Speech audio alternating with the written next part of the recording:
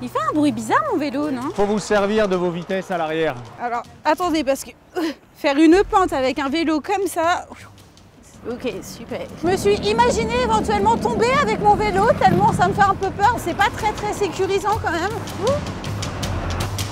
Bon. Typique, là, c'est à nous de passer, c'est vert et il y a des voitures. On galère. Depuis la crise du coronavirus, le nombre de cyclistes sur les routes franciliennes a bondi.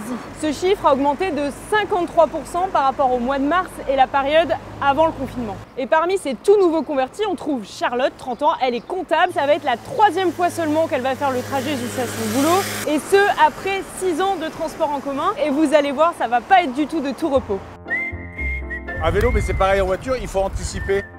Du coup, on a fait appel à un fin connaisseur des trajets vélo-travail pour l'épauler un peu.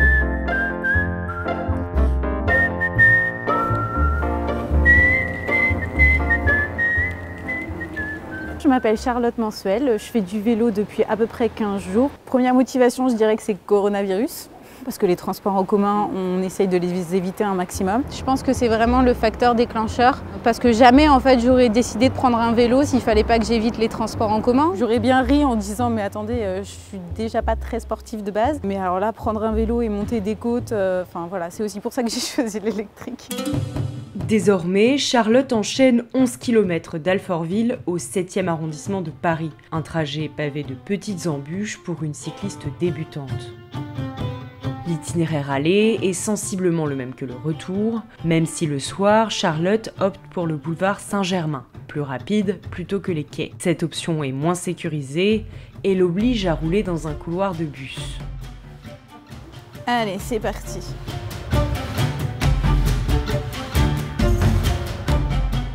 Sur son parcours, Charlotte commence à anticiper quelques difficultés. L'été, ici, ça me pose aucun problème, mais l'hiver, c'est pas du tout éclairé.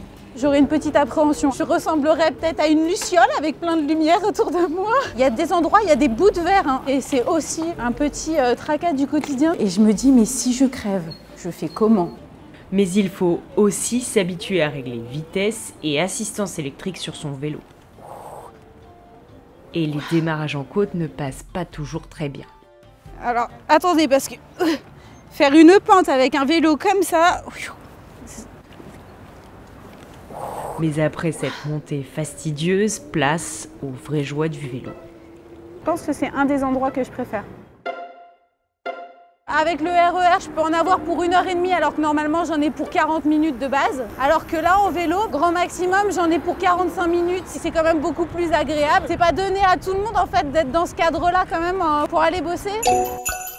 Mais en rentrant dans Paris, les voitures sont aussi plus présentes et le stress monte d'un cran. Attention, voilà, typique, là c'est à nous de passer, c'est vert et il y a des voitures. Donc maintenant on galère. C'est pas évident, j'ai pas une grande expérience de la conduite urbaine, d'ailleurs pour le retour j'ai beaucoup plus d'appréhension parce qu'en fait c'est sur la route, c'est sur les voies de bus. Il m'est arrivé plusieurs fois en fait de m'arrêter sur le bas-côté parce qu'en fait soit un taxi soit un bus m'avait fait peur en passant trop près de moi quoi. Maintenant vous admirez les métros de dehors. Mais puisque Charlotte n'est pas la seule à fuir les métros en ce moment, elle doit aussi apprendre à rouler avec beaucoup d'autres cyclistes. Alors c'est ici, il y a un gentil cycliste qui m'est rentré dedans parce que là on va tourner à gauche. Et ben en fait tout simplement il n'avait pas vu mon bras et donc en fait il m'est rentré dedans. C'est des réflexes à acquérir et sincèrement moi ces réflexes-là je les ai pas encore forcément tous. Là c'est le moment de commencer sa journée de travail. Mais en sortant du bureau, Charlotte va retrouver Jérôme, un expert des trajets maison-boulot, ce qu'on appelle le vélo-taf. Il a même signé un livre, Le mode d'emploi du vélo au quotidien. Ensemble, ils vont rouler de Paris à Alfortville pour faciliter ce tout nouveau trajet. Premier chantier, se préparer à une éventuelle crevaison. Crever, c'est un peu la phobie de tout le monde.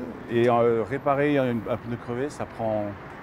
Quand on sait faire, ça prend 5 minutes, si on est équipé. Ça veut dire des montes pneus, pompe et une chambre à air de secours. Et puis l'autre difficulté de Charlotte, c'est le passage des vitesses sur son vélo tout neuf.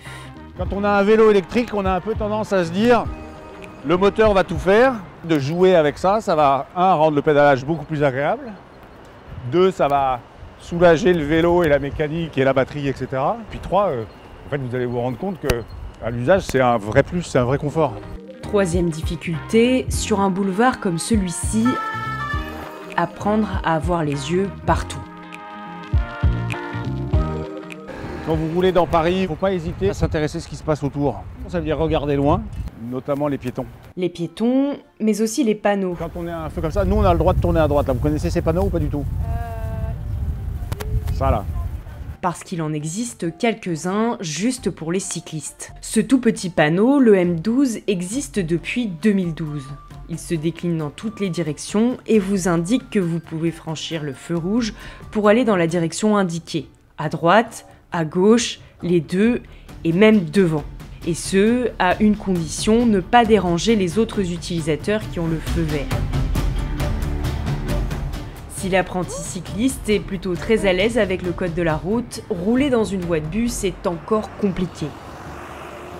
Ce que moi je recommande beaucoup de faire, c'est de faire un petit signe au chauffeur derrière. Tu vas lui montrer « je sais, je t'ai vu ». Ça permet de désamorcer un potentiel énervement de l'automobiliste ou du chauffeur de bus. C'est pas un truc qu'on pense forcément à faire. Maintenant, du coup, je vais y penser. Là, on double un bus. Donc, ce qu'il faut absolument faire, c'est s'assurer que, avec un coup d'œil par-dessus l'épaule, que vous pouvez le faire. Un poids lourd et un bus, vous les doublez que si vous êtes absolument sûr que le temps que vous le dépassiez, il ne bougera pas. Il a un angle mort de dingue, il ne va pas vous voir. Non, je savais pas du tout. Retour sur la piste cyclable où l'anticipation est là encore de mise. Évitez de freiner, sauf s'il y a un vrai danger devant vous. S'il y a quelqu'un un cycliste qui vous suit derrière à peu près, que vous roulez à 20, 25, et que vous freinez sans raison valable, oui. Derrière, vous rentrez dans le... Juste sur cette partie-là, il faudra faire attention l'hiver. D'accord. Pour pas qu'il y ait de verglas ou ce genre de choses. Exactement, parce qu'en fait, c'est des endroits qui sont hyper humides.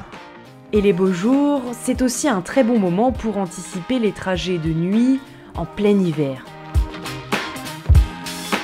Plein mois de décembre, quand il fait nuit à 5 h et qu'il fait nuit noire, je suis sûr que c'est moins agréable et moins rigolo.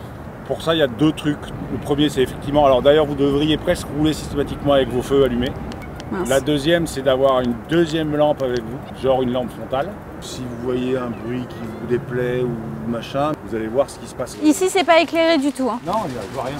Forcez-vous quand vous le sentez, quand vous avez du temps, peu importe quand la météo est bonne. Quand vous... À utiliser un autre chemin. Ouais, à découvrir d'autres itinéraires.